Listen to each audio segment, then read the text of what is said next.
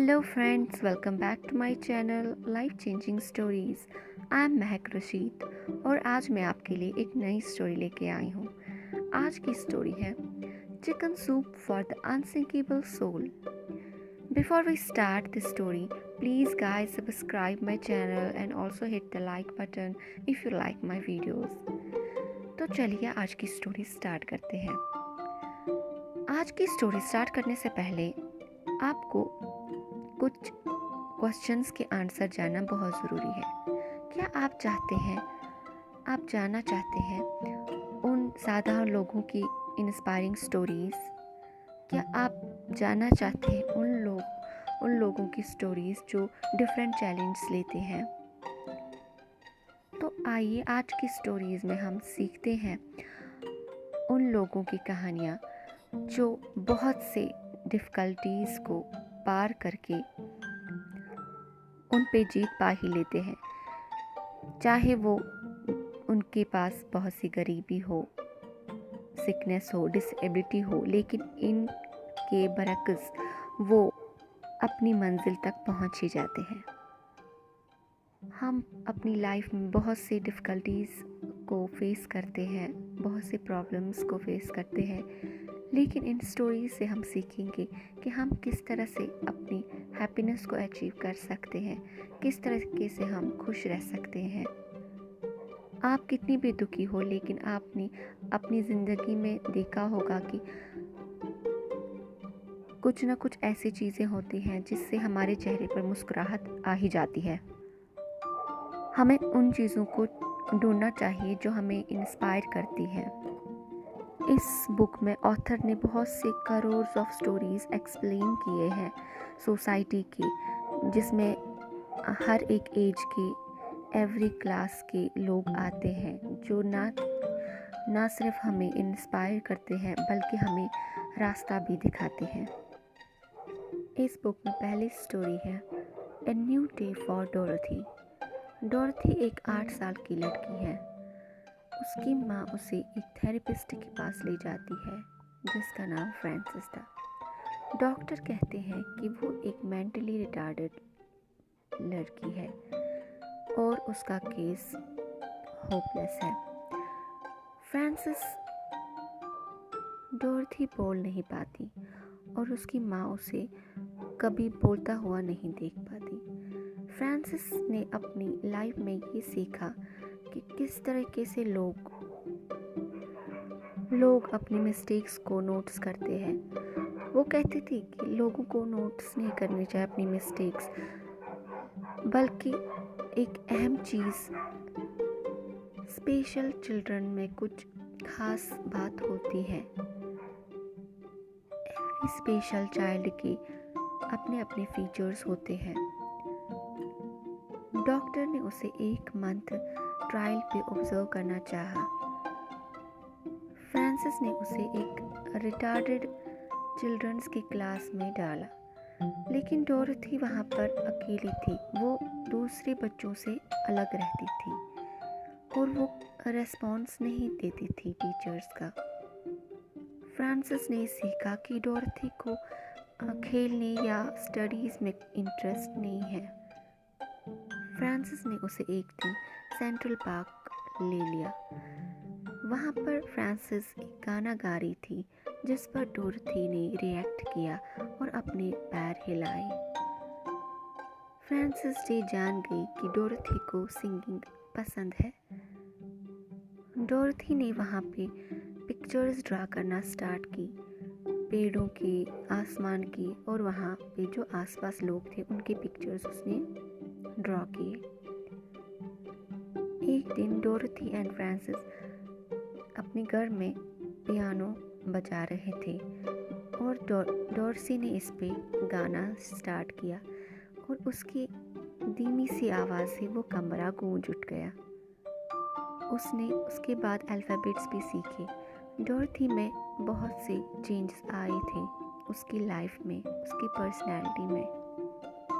उसकी ज़िंदगी अब बदल चुकी थी और वो अब बोलना भी स्टार्ट कर चुकी थी। इस बुक की दूसरी स्टोरी है स्मॉल सोल्जर्स। रैचल एक सिंगल मदर थी। उसके 4 बच्चे थे जो ओल्ड अपार्टमेंट ऑफ जर्सी में रहती थी। वो बहुत स्ट्रगल करती रहती थी। वो चाहती थी कि वो अपने बच्चों को एक अच्छी लाइफ दे सके। वो अपना लाइफस्टाइल इम्प्रूव करने के लिए हर रात सोचती रहती थी। एक दिन उसे एक नया अपार्टमेंट मिल ही गया जिसकी 5 बेडरूम्स थे और वहाँ पर उसके बच्चे अच्छे से खेल सकते थे। वो सब बहुत खुश थे। रैचल ने उस लैंड लेडी को 1 मंथ का इंस्टॉलमेंट दिया रखा था, लेकिन वो जब वहाँ पर पहुँची तो उसे याद आया कि उसने तो उससे चाबियाँ ली ही नहीं। उसने उसको फ़ोन लगाया लेकिन लैंड लेडी का फ़ोन लग ही नहीं रहा था। वो बहुत परेशान हो गई और वो तब दूसरे ओल्ड अपार्टमेंट में वापस जा भी नहीं सकती थी क्योंकि वो दूसरे ने ले रखा था और वहाँ पर वो रहते थे। वो एक फ्रेंड के पास चली गई जिसके खुद के 5 बच्चे थे और वो भी एक सिंगल मदर थी। उसने उसे परमिशन दे दी कुछ दिनों के लिए रहने के लिए।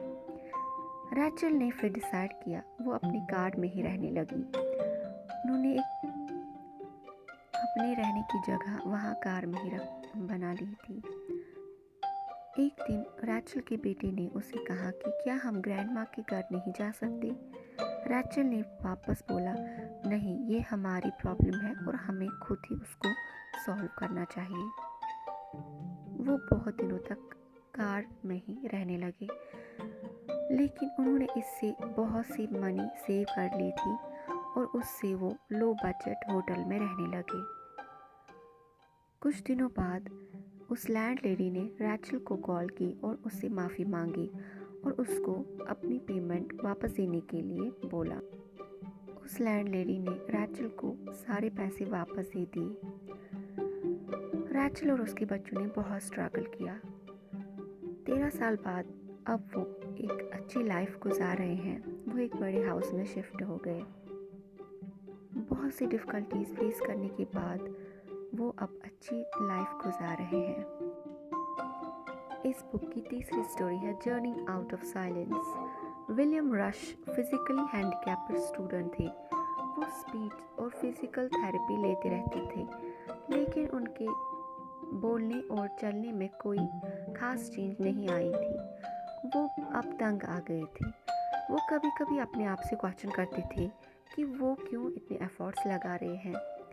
एक दिन विलियम मिस नैफ से मिले जो एक ऑक्यूपेशनल थेरेपिस्ट थी।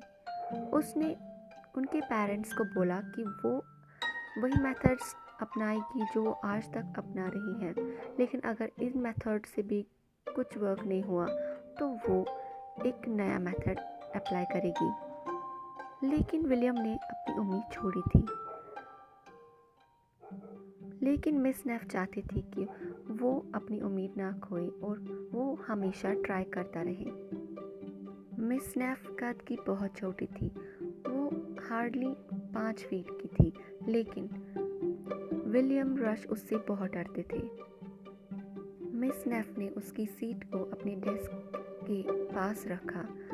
उसने उसे कुछ नहीं कहा, लेकिन उसने कुछ पिक्चर्स विलियम के सामने रखे जिसमें से कुछ स्लिंग शॉट की चीज़ें थी और कुछ पिक्चर्स ऐसी थी जिस पर एक लड़का था, उसके हेड पर हेड स्टिक्स थी।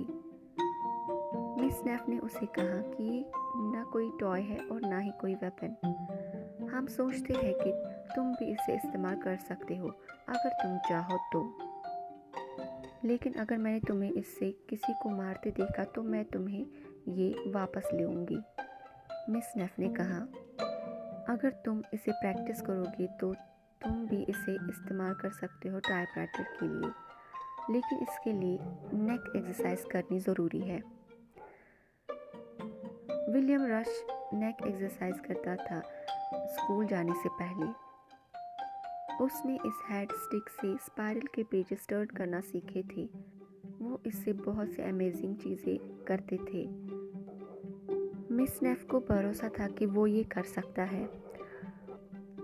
मिस नेफ ने उसके सर पर हेड स्टिक रख के उसे टाइपराइटर के सामने बिठाया और कुछ अल्फ़ाबेट्स लिखने को कहा और उसने अल्फ़ाबेट्स लिखे। मिस नेफ ने ये देखकर बाकी थेरेपिस्ट को बुलाया और वो बहुत ही खुश हुए ये देखकर और उन्होंने इस पर सेलिब्रेट किया। ये स्टोरी खुद विलियम रश ने लिखी है और चिकन सूप में भेजी है।